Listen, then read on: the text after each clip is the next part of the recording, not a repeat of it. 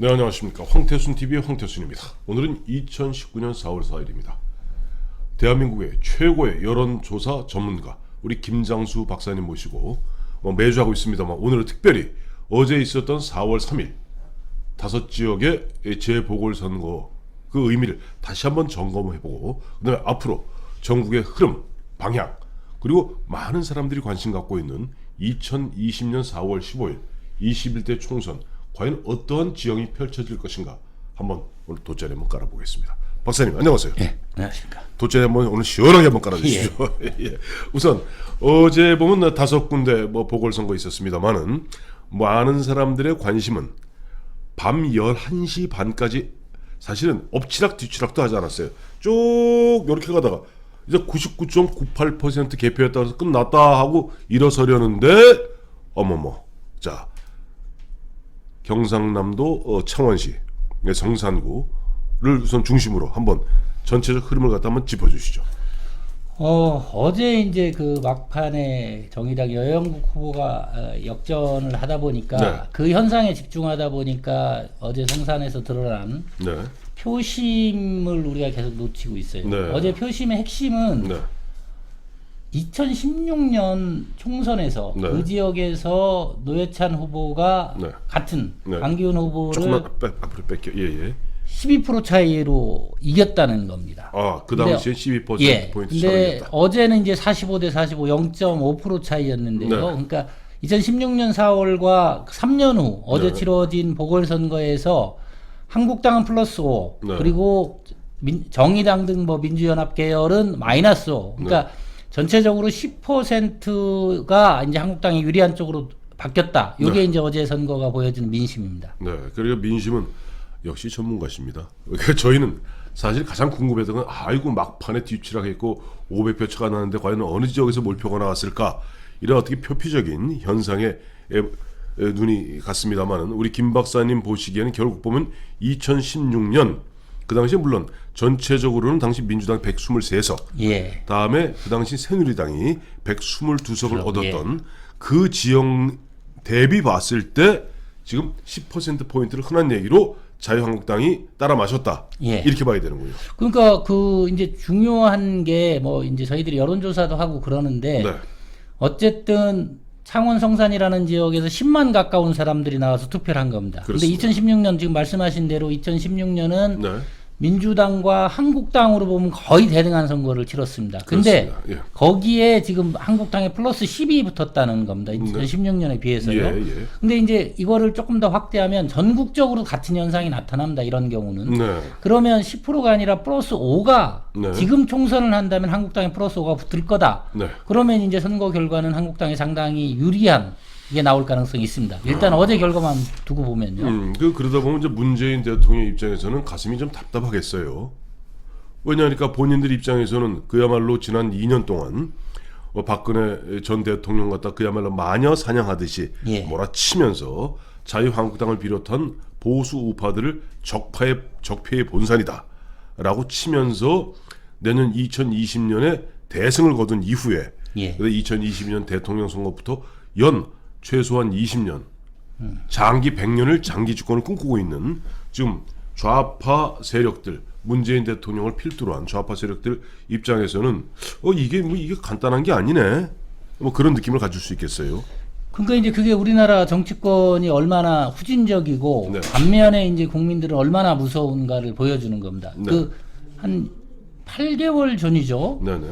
작년 지방선거에서 민주당은 전국적으로 50% 넘게 득표를 했고요. 그렇습니다. 한국당은 30%도 못 득표를 했습니다. 그래서 네. 민주당이 아주 압승을 했고요. 네네. 그런 거에 근거해서 자기들 정권이 오래 갈 거라고 이렇게 전망을 한 건데 네. 지금 8개월, 10개월도 안 돼서 네. 지금 이 흐름이 완전히 뒤바뀐 겁니다. 네. 지금은 말씀드린 대로 2016년에 비해서도 한국당이 10%를 더 얻고 있는 네. 그러니까 흐름이 이제 민주당 상승세가 완전히 꺾이고 예. 거꾸로 이제 한국당이 상승세로 돌아가는 선거였다는 거가 어제 나타난 결과입니다. 그런데 이런 또 우리가 궁금증을 갖지 않을 수가 없는 게 이 지역적으로 예. 어제 5지역이었고 5지역 중 3지역은 기초단체 기초의원 선거였고 그나마 국회의원 선거는 이제 경상남도에서만 있지 않았습니까? 예. 그러다 보니까 특히 이제 창원 성산 같은 경우는 뭐 정의당 거기는 또 보면 민주노총의 성지란 말이에요. 예. 그러니까 이것을 놓고 흔한 얘기로 일반화하기에는 좀 무리가 있는 것이 아닌가 하는 예. 의문을 제기하지 않을 수가 없어요. 어떻게 보면 이제 거꾸로 보는 게 맞을 겁니다. 그러니까 우리나라에서 흔히 이제 민주 진보 진영이라고 하는 데가 가장 잘 조직돼 있는 데가 이제 창원 성산입니다. 그렇죠. 그래서 권영길 노회찬을 배출했고요. 예. 그 지역에서도 자기들 표가 5%가 줄고 한국당이 5% 올랐다는 겁니다. 네네. 그럼 그게 그쪽 진영이 덜 조직화돼 있는 지역 네. 이런 데서는 더 차이가 벌어졌을 가능성도 많습니다. 하긴 그래요. 보니까 저도 마침 뭐 황태순 TV에서 몇 차례 이제 말씀드린 바 있습니다만은 평소 이제 신분이 있는 이제 PK 지역 언론인들 예. 이 공의하는 이야기가 지역에 내려가면 문재인 대통령 욕을 그렇게 버지게 하는데 예. 어디 여론조사는 저렇게 나오느냐, 뭐 여론조사가 잘못된 거 아니냐라고 하면서 오히려 언론인들은 최근에 나왔던 여론조사를 믿지 않고 그거는 오히려 보면 한국당이 좀 흔한 얘기로 뒤집을 가능성도 충분히 있다. 예. 라고들 얘기했는데 그 분석에 동의하시는 거군요. 그러니까 이제 그 여론조사는 전국을 한다 그러지만 우리나라 여론조사는 잘 틀리는 걸로 유명하지 않습니까? 근데 창원 성산에 있는 10만 명 가까운 사람들이 나와서 네. 자기 이 발로 걸어 나와서 표심을 보여준 겁니다. 근데 네. 창원 성산이 지역적인 특수성이 있지만 네. 그 흐름은 같이 움직이는 겁니다. 예를 들자면 네. 경상도 지역에서 한국당이 막 강세를 보인다. 네. 그러면 수도권에서도 강세를 보이고요. 네. 선거에서는 물론 지지만 호남에서도 강세를 보입니다. 네. 예를 들자면 이제 그 전에 이명박 대통령이 나왔을 때 네.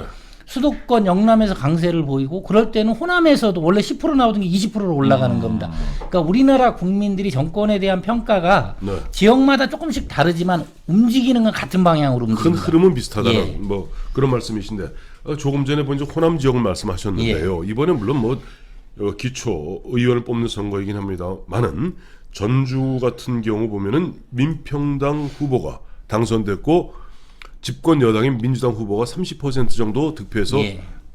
떨어졌어요. 사실 지난 2년 동안 문재인 대통령 입장에서는 거의 호남 특별 우대, 호남 특혜할 정도로 호남에게 특혜를 준다고 할 정도로 호남에다 정성을 쏟았는데요. 호남 민심이 그럼 살짝 변하고 있는 겁니까? 그렇죠. 그게 어쨌든 이렇게 보셔야 됩니다. 우리 국민들이 우리 지역에 뭐를 이번 경남 두 곳도 마찬가지. 네. 우리 지역에 뭐 조금 준다고 해도 네.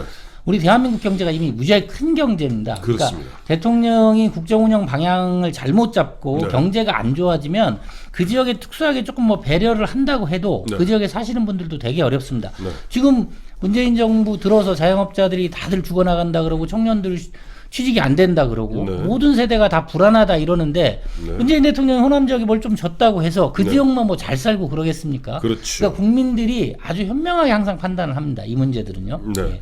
예. 이제 그러다 보니까 이제 문재인 대통령 하면은 지난 2년 동안 2년 동안 보면 세 가지 눈에 딱 띄는 정책이 있어요. 정책적으로.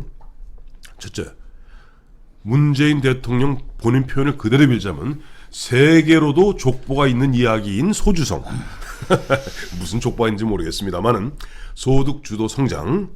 두 번째가 탈원전 정책. 세 번째가 북한의 묻지마 퍼주기 정책. 이 세 가지 정책입니다. 예. 자, 이번 4.3 보궐선거의 결과 과연 문재인 대통령은 주사를 맞은 걸까요? 그래서 좀 이른바 정책의 기조가 바뀔까요? 아니면은 여전히 이른바 개는 짖어라, 열차는 달린다 하는 식으로 고집스럽게 문재인스럽게 그야말로 마유해야 할 것인지 어떻게 보십니까? 일단 이제 그 다음 차기 내년 총선하고 관련해서요. 예. 한 가지 더 말씀드릴 게 우리나라 역대 대통령 지지율을 보면 네. 시간은 항상 야당 편입니다. 그러니까 지금은 뭐 문재인 대통령 취임한 지 2년도 안 됐습니다. 2년도 안 된 상황인데 3년 차에서 이제 치러집니다. 그럼 더 나빠질 겁니다. 그렇다면 지금도 2016년보다 뭐 마이너스 5에서 10%가 예. 나빠졌고요. 거기 더 나빠질 건데 네. 그럼 문재인 정부가 정신을 차리고 바꿀 거냐? 저는 못 바꿀 거라고 봅니다. 이게 왜냐하면 이 대목에서 기침이 나오네. 그러니까 예. 안 바꾼다 이거죠. 예, 그분들은 놀라갖고 지금. 이게 철학이에요. 그리고 이 문제가 어디서 생긴 거냐면 네. 소득주도 성장이나 이런 얘기는 다 쉽게 얘기하면 뭐 사파의 이론 같은 거고요. 네. 모든 경제학자들과 경제 관련 국제기구에서 하는 얘기가 있어요. 한국에서 포용적 성장을 하고 경쟁력을 회복하려면 네. 노동시장 개혁하라는 얘기입니다. 그 노동개혁이죠. 그러니까 이제 민주노총 등 이제 상층 노동자들이 가진 걸 좀 내려놔야 이게 일자리도 생기고 기업 경쟁력도 생기고 청년들 일자리 생긴다는 겁니다. 네. 문재인 대통령이 이거 절대로 못 바꿉니다. 왜냐하면 문재인 대통령이 그 전에 얻었던 1,500만 표 중에 네. 4,500만 표는 이쪽 관련인 겁니다. 예. 그러다 보니까 민주노총 눈치를 보느라 뭘 바꾸지를 못하기 때문에 네. 자꾸 엉뚱한 네. 뭐 자영업자들 뭐 거기에서 뭐 최저임금을 올려줘라 이런 거기 때문에 네. 저는 이제 문재인 정부는 일단 바꿀 생각도 없고 네. 바꿀 역량도 없고 그게 자기 지지자들을 분열시킨다는 게 분명하기 때문에 그냥 이대로 가면서 우겨보려고 할 겁니다. 그러니까 소주성, 소득주도 예. 성장, 탈원전 정책, 그다음에 대북 막 묻지마 퍼주기 예, 정책, 예. 이거 다 아이고 이거 뭐지? 그래봐야 뭐 이거 뭐 두 곳 선거고 그나마 한 곳 선거인데 뭐 그런 식으로 예. 우기면서 한 1년 가다 보면 드디어 한 8개월, 9개월 가서 2020년이 되면은 그다음부터 본격적으로 21대 총선입니다. 예. 자, 오늘 우리 제목 약간 좀 충격적으로 달았습니다만은 우리 저 김장수 박사님 돗자리 세게 깔았습니다. 내년 2020년 4월 15일 총선에서 문재인 대통령의 민주당은 백석도 얻기 어렵다. 예. 진짜입니까? 이거는 이제 제가 말씀드리는 게 이건 무슨 전봐서 하는 얘기가 아니고요. 지금 기준점이 2016년 총선입니다. 그때 예. 123대 122가 나왔고요. 그렇죠. 지금 성산 결과를 보면 전국적으로 한 10%, 최소한 5% 정도 저쪽 진영이 집권 여당 진영에서 빠졌다는 겁니다. 네. 1년 동안 더 나빠질 거 빼고 요대로 딱 하면 네. 전국적으로 2016년에 비해서 민주당 표가 5%가 빠지고 이게 한국당으로 온다고 해보십시오. 네. 최소한 2, 30석 이상은 민주당이 잃을 겁니다. 네. 그럼 민주당이 가져갈 표는 100표 미만으로 갈 겁니다.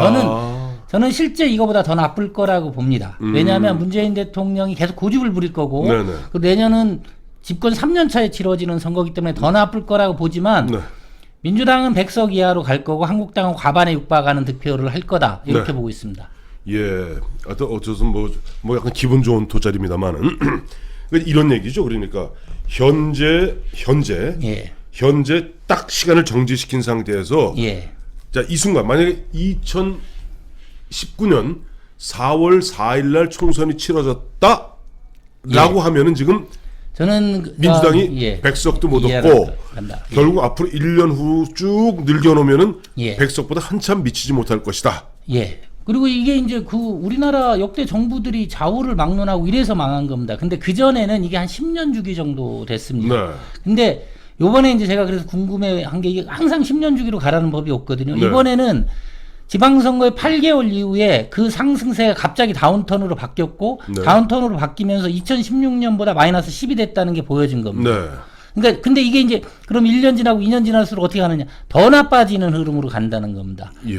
그러면 이제 이게 지금 10년 주기였던 게 5년 주기로 짧아졌고 네. 그 사이에 2년 차에 이렇게 졌는데 그럼 3년 차로 가면 더 줄 수밖에 없습니다. 그러니까 그거는 그냥 산수를 해보면 됩니다. 그러니까 2016년 총선 결과 중에 한국당이 플러스 5가 된다고 할 경우에 바뀔 의석수 네. 전 최소한 20, 30석 이상이라고 봅니다. 네.